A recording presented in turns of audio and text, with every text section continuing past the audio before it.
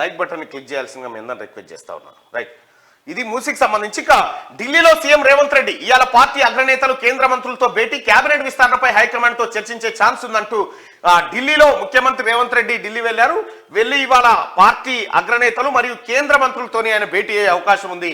Cabinet విస్తరణపై high command తో చర్చించే అవకాశం కనిపిస్తుందంటూ ఒక వార్తనైతే చూస్తా ఉన్నాం. అయితే రేవంత్ రెడ్డి గారు ముఖ్యమంత్రిగా ఢిల్లీకి వెళ్ళిన తర్వాత కాంగ్రెస్ పార్టీ అధిష్టానాన్ని కలిస్తే ఏ అంశాలు చర్చకు వస్తాయి, ఏ అంశాలపైన ఆయన చర్చించబోతా ఉన్నాడు? ప్రధానంగా మనకున్న సమాచారం భారీగా టీఆర్ఎస్ పార్టీ ఎమ్మెల్యేలు కాంగ్రెస్ లో చేరడానికి సిద్ధంగా ఉన్నారు.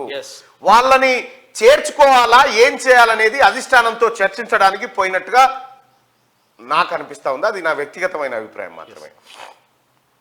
భారీగా అంటే మొత్తం టీఆర్ఎస్ ఎల్పీనే లేపాలా లేకపోతే ఎట్లా చేర్చుకోవాలి అనేటువంటి ఒక చర్చనైతే కనిపిస్తా ఉంది. ఎందుకంటే పబ్లిక్ మూడు కాంగ్రెస్ ఫేవర్ లో ఉన్నది కాబట్టి ఇప్పుడు ఏమైనా చేస్తే ఇప్పుడే చేయాలనేటువంటి ఆలోచనతో కాంగ్రెస్ పార్టీ ఉన్నట్టుగా కనిపిస్తా ఉంది. అయితే మెజారిటీ ఎమ్మెల్యేలు టీఆర్ఎస్ ను వదిలి బీఆర్ఎస్ ను వదిలి కాంగ్రెస్ పార్టీలో చేరడానికి సిద్ధంగా ఉన్నట్టుగా సమాచారం.